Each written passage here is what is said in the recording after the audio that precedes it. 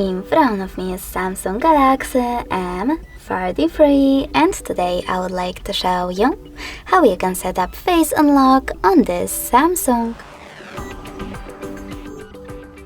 First of all, go into Settings.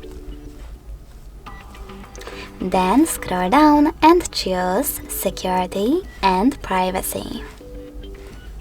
Then scroll down again, choose Biometrics and tap on Face Recognition.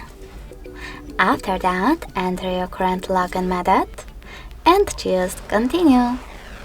Now remember to keep your face in frame and follow all of the instructions presented on your screen.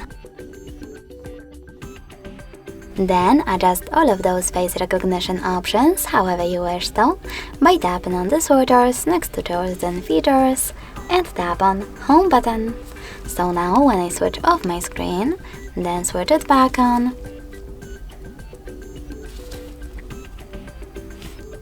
I can see that Face Unlock is working properly. In order to delete your face data, you need to access exactly the same settings and click on Remove Face Data over here. Then confirm your choice in the pop-up. Thanks so much for watching. If you enjoyed this video, smash that like button, comment and subscribe.